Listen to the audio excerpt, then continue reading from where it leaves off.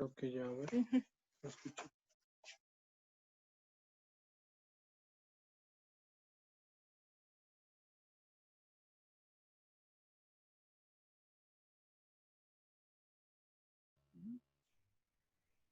Muy bien. Ok, pues regresamos para continuar con la sesión acerca de los tipos de duelo, la resiliencia y la tanatología. Entonces mencionábamos del duelo crónico, ¿verdad? Que se vuelve crónico porque, Adriana parece que levantó la mano, ¿no? Se vuelve crónico porque pasa un año y siente que nunca se acaba, la persona siente que esto no termina, no termina de amoldarse a la nueva vida, no se adapta. Muy bien, está el siguiente subduelo, que pertenece al duelo complicado, y ese subduelo es el duelo retrasado o pospuesto. Esto es diferente al duelo desautorizado, porque en este caso el duelo retrasado pospuesto, vamos a leer el concepto, es tras la pérdida, la persona experimenta ciertas emociones, pero no todas las que existen o en ese tiempo existían, o con su verdadera intensidad. Y pasa un tiempo, pero la persona después de un tiempo vuelve a experimentar una fuerte carga emocional ante algún acontecimiento que reabre la herida. Es decir, como que quedó a medias el duelo, se pospuso, se retrasó. A veces nos agarró la pérdida en una situación que no nos permitió en ese momento vivir el duelo y lo pospusimos, lo retrasamos. Y sí se dolió, sí se experimentó, pero se pospuso, se retrasó y más adelante vuelve a manifestarse algo y otra vez vivimos el duelo. En ese sentido, se produce un conflicto no resuelto. Ahora, este duelo de retrasado o pospuesto puede contribuir a vivir duelos traumáticos, porque recuerden que el duelo traumático también se caracteriza por duelos acumulados y duelos que reexperimentan el dolor. Entonces se van relacionando. Es importante que podamos entender algo. Para este tipo de duelos crónicos, por ejemplo, duelos exagerados, complicados, es porque muchas veces la persona se comprometió, la ligadura que había con el ser querido, el ser amado, la cosa que en la que se rompió, siente que si lo olvida, que si lo supera, que si ya no sufre igual, siente que está traicionando a la persona que perdió. Espero estarme explicando. Entonces, cuando siente que lo traiciona, es que si ya no lo duelo, si ya no lo sufro, si ya no lo lloro, lo estoy abandonando, lo estoy olvidando, le estoy dando la espalda. Y eso genera un sentimiento de tener presente a la persona, sufriéndola, doliéndola, llorándola, y la persona da la sensación de tenerla presente, por eso se vuelve un duelo crónico, traumático y en algunos casos exagerado. Solo se los comento para que se den un poquito una idea de por qué podría vivirse esto. Ahora bien, el duelo, el subduelo, el tercer subduelo del duelo complicado se le llama duelo exagerado. Este es duelo exagerado porque la persona se siente desbordada de dolor y trata de evadirse mediante ciertas conductas de evitación. Por ejemplo, consumo excesivo de alcohol o drogas, centrarse obsesivamente en el trabajo, o centrarse en salir en cualquier conducta que le permita sobrellevar el dolor, lo cual puede llevarle también en última instancia a desarrollar algún trastorno psicopatológico y como problemas de ansiedad o depresión. Entonces, es importante que la persona identifique. ¿Por qué estamos aprendiendo esto? Porque hay que identificar. Si nosotros estamos teniendo situaciones adversas, crisis, problemas emocionales, estamos sufriendo, estamos haciendo este curso para identificar qué, por qué. Ahorita estamos abordando los duelos, las pérdidas. Y a lo mejor estoy clasificando mi situación ante un duelo, una pérdida, la estoy identificando. Entonces hay que identificarlo. Y el último duelo, ok, adelante Fer, te escuchamos. Un momento. Ok, Ya, yo tengo listo. una duda. Ah, ok. Lo que pasa es que, ¿cómo me doy cuenta de que está, por ejemplo, tengo un duelo, ¿no? Estoy llevando dolor y todo. Pero yo empiezo como a tratar de, no sé, hacer ciertas actividades como ejercicio o salir o tu familia, como para sentirse mejor, porque a veces es lo que te aconsejan, ¿no? No, pues sal, diviértete, haz esto para que se te olvide. Entonces, ¿cómo me doy cuenta de cuando sí es sano y cuando no es sano hacerlo? Porque hay una diferencia entre tratar de sobrellevar y otra muy diferente en oprimir los sentimientos, ¿no? Claro. Excelente pregunta. Muchas gracias. La Sí. vamos a responder en un momento más cuando hablemos de las fases del duelo y ahí es a donde identificamos muy bien tu observación, la diferencia entre distraerme, entre evadir, entre no enfrentar y la que es manejar adecuadamente el duelo. ¿Ok? Muy bien. También Ari tiene algún otro comentario. Adelante. Sí, bueno, cuando falleció mi mamá, a mí me dio por comer mucho, yo comía mucho y me dormía demasiado. Nada más me despertaba a ir a trabajar, regresaba a casa, comía y de ahí me dormía, me despertaba a cenar y a dormir. Podría entrar también en este duelo exagerado, ¿no? Ujú. O pudiera ser que, depende cuánto tiempo duró, pero pudiera ser exagerado, como no, o pudiera ser crónico, dependiendo el tiempo que te duró, ¿verdad? En ese sentido. Muy bien, está bien, Ari. Gracias por expresar áreas de, reales en tu vida. Ok, muy bien. Erika, adelante.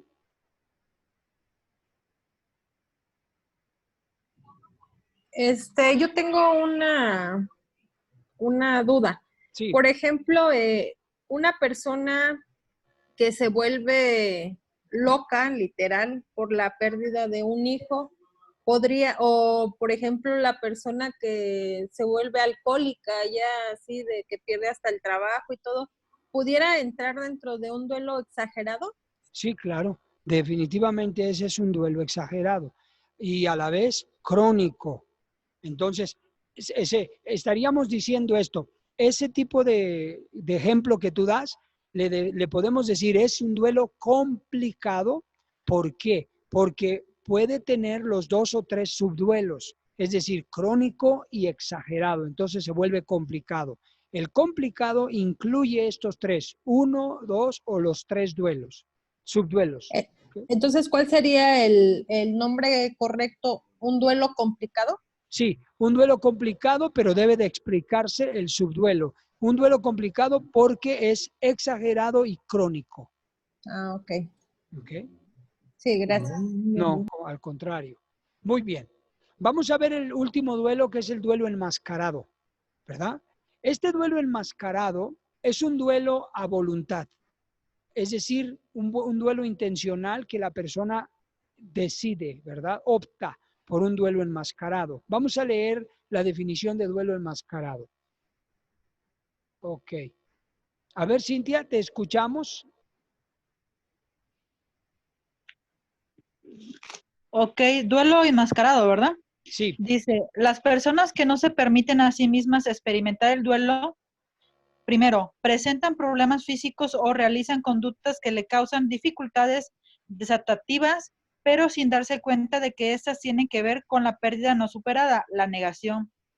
Segundo, a diferencia del duelo desautorizado, este es negado por el mismo doliente. Tercera, desarrolla problemas psicopatológicos somáticos de ansiedad, trastornos alimentarios, depresión y etcétera, sin ser conscientes de que su malestar tiene que ver con el duelo no resuelto. Cuarto, algunos estudios sugieren que la conducta delincuente, desadaptativa se puede ver como una adaptación equivalente en el caso de un duelo enmascarado. Por ejemplo, los adolescentes y jóvenes que pierden a uno o dos de sus padres. Segundo, los adolescentes y jóvenes que viven un estado de pérdida de oportunidades que piensan para qué estudiar o para qué seguir. Tercero, los adolescentes que por alcoholismo en el hogar pierden el vínculo familiar, el núcleo familiar sano. Cuarto, cuando el hogar es disfuncional y se causa una pérdida de pertenecer a la familia. Ok, muchas gracias. Gracias, Cintia, leíste muy bien. ¿Se dan cuenta del duelo enmascarado? El duelo enmascarado en cierta medida se podría decir que es a voluntad del doliente, pero esa voluntad en cierta forma obligada, ¿verdad? Porque a veces no siempre es porque no tenga una salida. Tienen salida siempre, siempre va a haber una alternativa, pero a veces por falta de conocimiento, por falta de intervención tanatológica, de un mentor que ayuda, por falta de resiliencia. ¿Recuerdan la base, el fundamento de ayudas protectoras como la familia, un mentor, un consejero, un pastor o ¿cómo se dice? Su fe en Dios, etcétera? Entonces la persona opta por enmascarar el duelo. Voy a dar un ejemplo. Muchos jóvenes y adolescentes van a la escuela y en la escuela viven como si fueran jóvenes felices, normales, pero dentro de sí viven un duelo enmascarado por la pérdida que están viviendo dentro de su hogar. Por ejemplo, a lo mejor el papá lo despidieron del trabajo y está la familia en una crisis económica, pero él enmascara ese duelo y va a la escuela y como si no pasa nada, pero por dentro lo enmascaró, lo reprime. O el papá golpea a la mamá y hay una pérdida del vínculo familiar, se empieza a romper la relación familiar, el papá se va a ir de la casa, hay amenazas, hay situaciones fuertes, crisis familiares. Entonces esa pérdida, ese dolor, esa crisis genera en el adolescente, en el joven, un duelo y lo enmascara.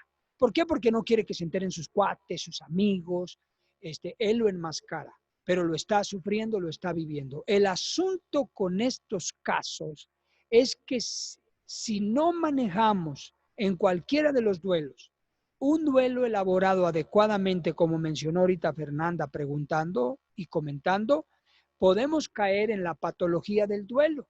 Es decir, vivir fracturados de una manera insana. No digo que un dolor, una pérdida, una crisis, no digo que no marque, que no afecte, que no violente. Por supuesto que sí. No es algo fácil. Se dice ahorita, pero no es fácil. Requiere voluntad, requiere capacidades resilientes de reconstruirse, reinventarse, renacer, recuperarse, buena actitud mental, pensamiento positivo, provida, proactivo. O sea, es trabajo real.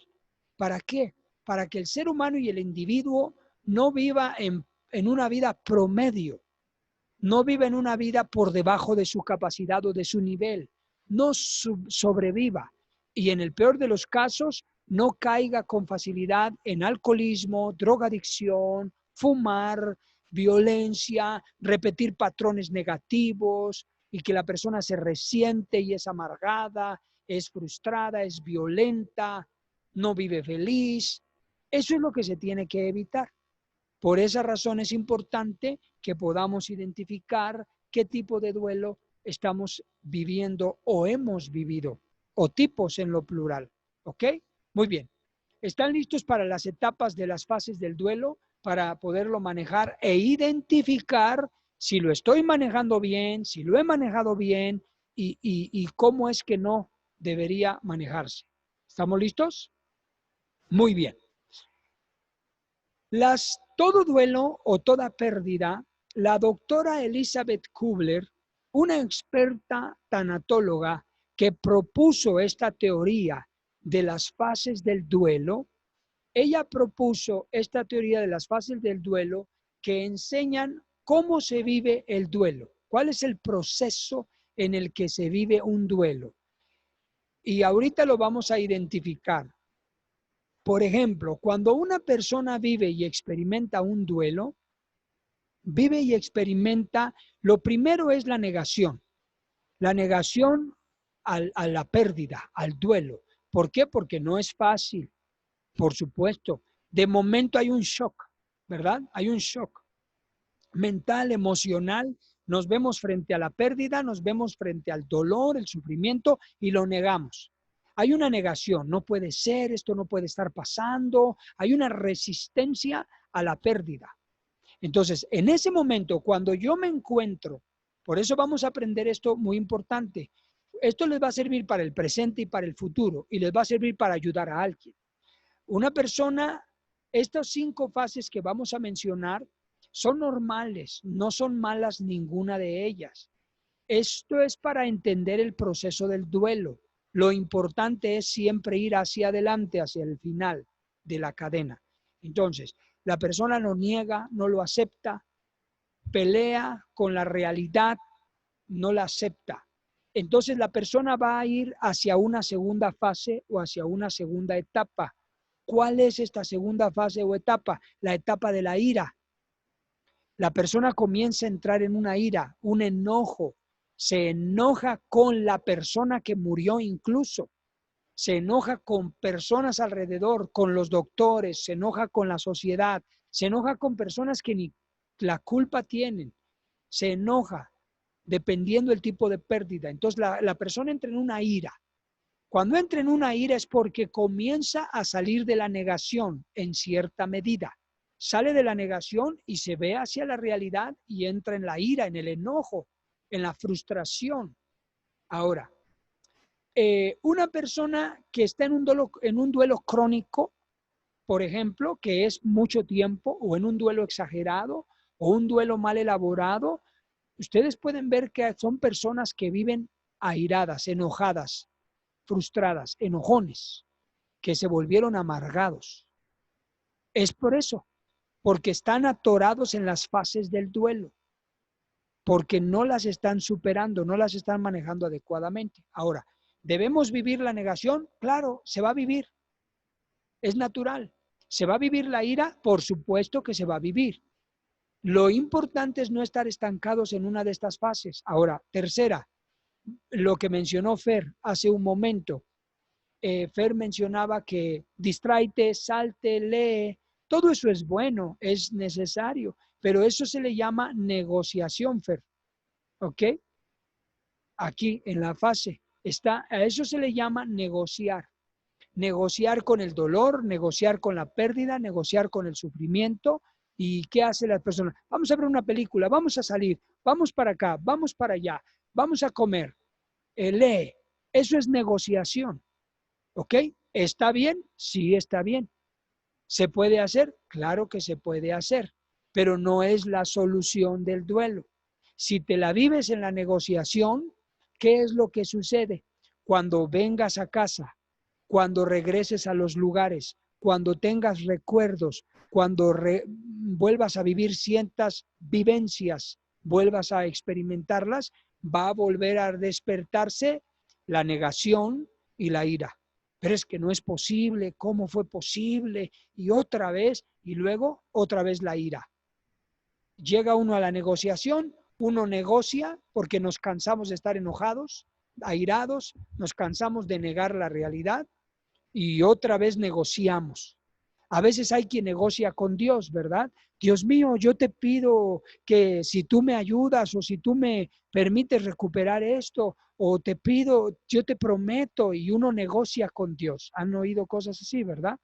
Entonces, eso es negociar y uno negocia. ¿Qué sucede? ¿Qué significa? Que me encuentro en la etapa de la negociación. Y en esa etapa de la negociación, pues trato de mitigar el dolor. Trato de amortiguar el dolor, por eso estoy negociando. Pero ¿qué sucede? Cuando no lo logro, cuando la negociación después que regreso a mi realidad no me satisfació o satisfizo, no me ayudó. Llego a la cuarta etapa que está ahí en su hoja o en la pantalla, se llama depresión. ¿Qué es la depresión?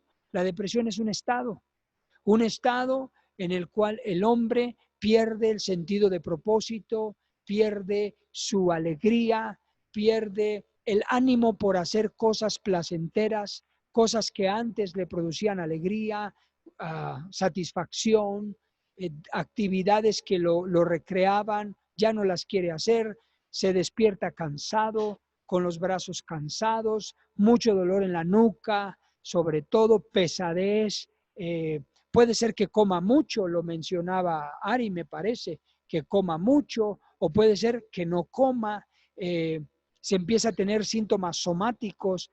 ¿Qué son los síntomas somáticos? Son sensaciones físicas de enfermedades físicas, pero que en realidad no tiene problemas físicos, solamente están en las emociones, son somáticos. Entonces, cuando una persona se encuentra en ese estado, debido a las pérdidas, debido a las crisis, es depresión.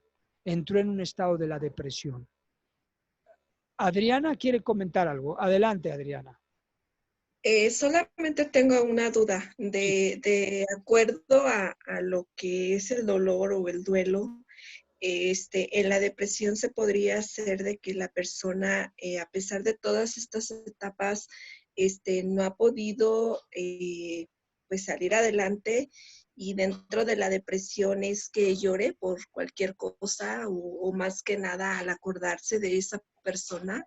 Sí, El llorar, o sea, sí, llorar constantemente. sí, correcto, así es. Cuando la persona está, eso es correcto, llora, está llorando, recuerda y llora, y vuelve a llorar, y recuerda y llora. Podrías estar viviendo un duelo traumático que reexperimenta el dolor, y al reexperimentar el dolor vuelve a llorar, porque lo vive en el interior, ¿verdad? Entonces eso pudiera ser un duelo traumático. Habría que identificar qué tipo de duelo es, pero repito, a veces algunos duelos se relacionan, ¿verdad? Como el crónico o como el exagerado, o el pospuesto o el que se pospuso, ¿verdad? De momento no lo vivió bien, pero lo pospuso, y cuando lo vive llora porque lo está volviendo a vivir. Entonces puede ser un duelo pospuesto, un duelo traumático, un duelo crónico, exagerado. Habría que analizar cada persona, cada individuo, analizar a dónde es, con estos conceptos, a dónde te identificas más, con qué tipo de duelo te identificas más o se identifica más a la persona para hacerlo. De cualquier manera, en todos los duelos, el proceso es el mismo. Entonces, la persona que se encuentra en depresión, sea por el duelo que sea, tiene estos síntomas: pérdida del sentido de propósito, se destruye la vida, algunos caen en alcoholismo, drogadicción, y otros, en el peor de los casos, se suicidan. Entonces, es algo muy importante, de mucho cuidado. Otros, si no se suicidan, otros se dejan y se empiezan a enfermar. Se descuidan y van para abajo, y si no mueren por suicidio, mueren rápido, en pocos años. A veces hay quien muere en un año. Hay personas que han muerto, se muere uno y al año se muere el otro, ¿no?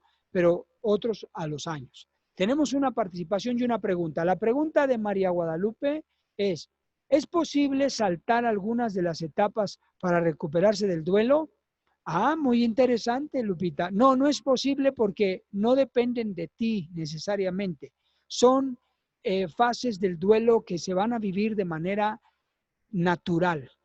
En cualquier pérdida o en cualquier duelo se van a vivir, y tu pregunta es muy buena, porque a eso va la aceptación.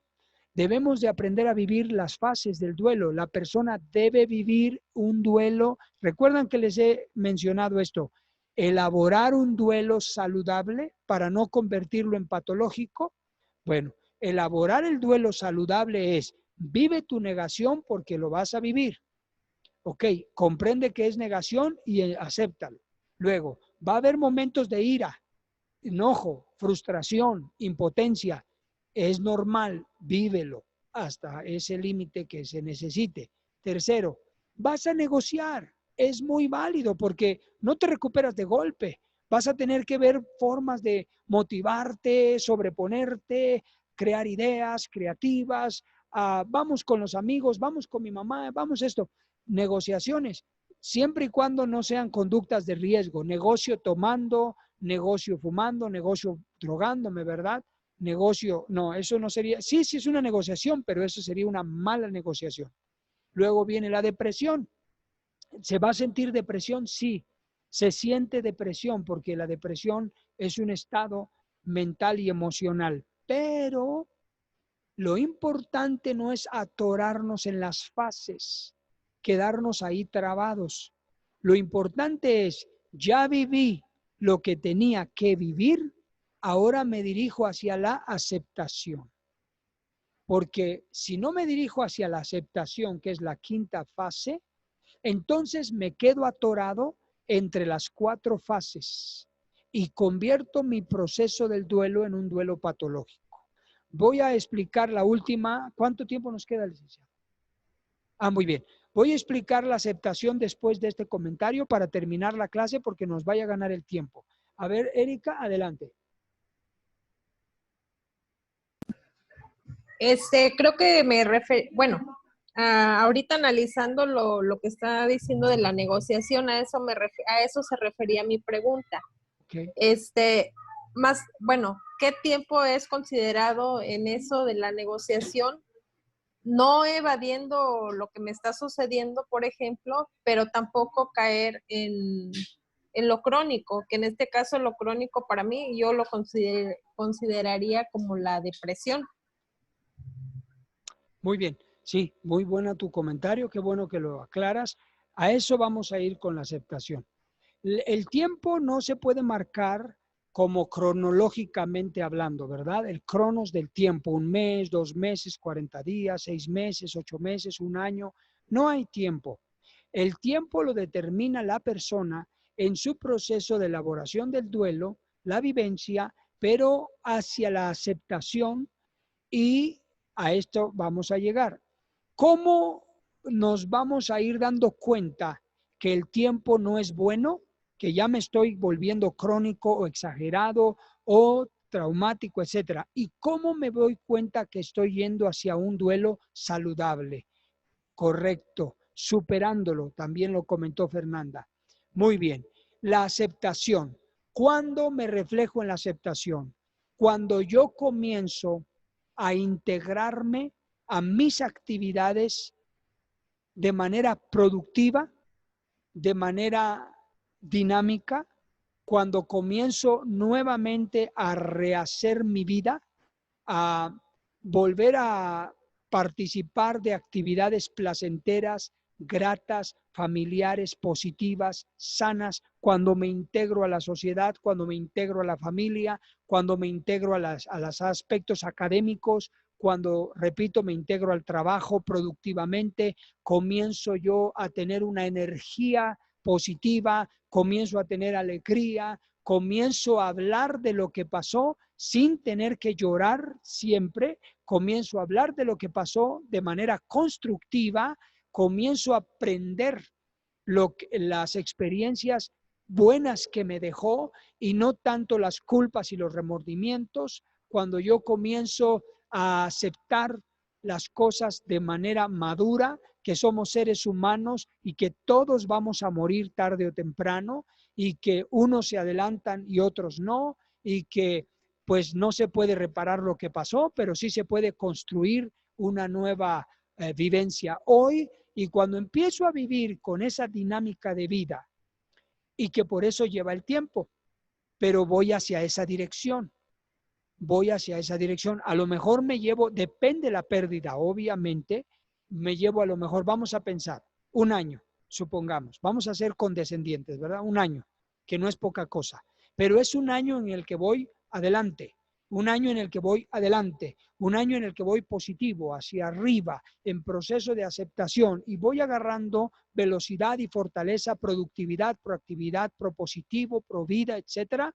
Y es cuando me doy cuenta que ya elaboré mi duelo de manera correcta. Ya viví la negación, ya viví mis momentos de ira, ya negocié lo que tenía que negociar, ya me deprimí lo que tenía que deprimirme sin dejarme ahí en el estado. Ahora voy a reconstruirme, ahora voy a reinventarme, ahora voy a adaptarme nuevamente a la dinámica de la vida, a retomar las actividades placenteras con la familia, etcétera, etcétera, etcétera, hacia adelante. Es cuando me doy cuenta que he superado ese dolor y esa pérdida. Entonces, no pasa, no estamos estancados ahí en la depresión. ¿Ok? No sé si esta explicación quedó clara. A ver, Fer, 3 participaciones. Tenemos menos de 10 minutos. ¿A quién sería, Fer? Ah, perdón. Muy bien, 3 participaciones. Adelante con Agustín. Seamos breves porque tenemos pocos minutos. Sí, licenciado, mire, voy a ser un poco breve. Hace poco, unos años, tuve una pérdida de manera consecutiva en 3 años. De esos 3 años murió mi padre, mi hermano y mi mamá, año con año. Wow. Aprendí una cosa.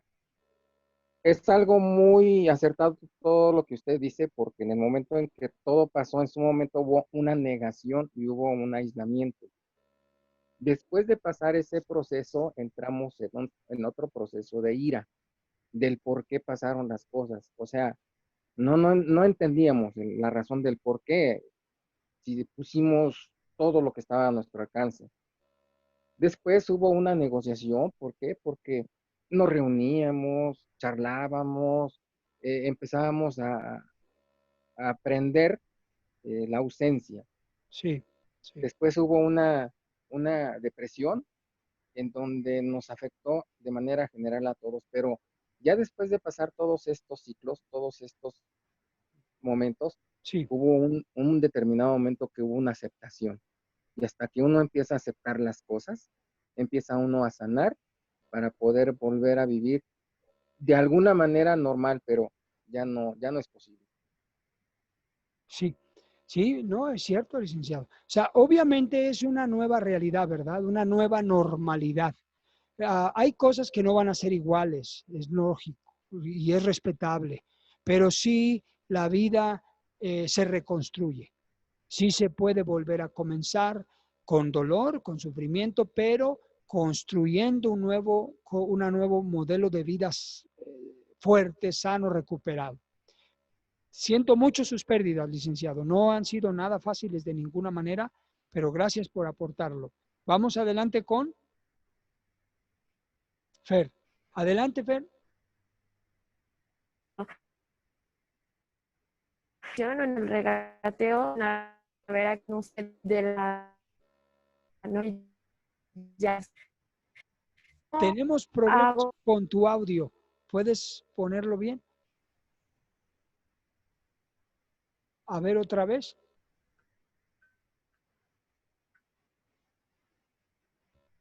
Se está trabando tu internet. Vamos con la otra persona y ahorita regresamos contigo. ¿Quién más? Cintia ya no. Ok. A ver, Fer, ¿ya tienes el audio bien? ¿Ya me escuchan? A ver, ya te escuchamos. Ok. Digamos que en la negociación o en el regateo también pueden existir ciertas actividades de la vida cotidiana que también en la aceptación. Entonces, la diferencia de estas dos sería que en la aceptación ya no hay dolor. ¿Sí me expliqué? Oh, claro que sí. Sí llega a haber cierto grado de dolor, pero más bien la diferencia, muy buena tu pregunta, la diferencia es que la negación te regresa, perdón, la negociación o regateo te regresa la negación, te regresa la ira y te mete a la depresión otra vez.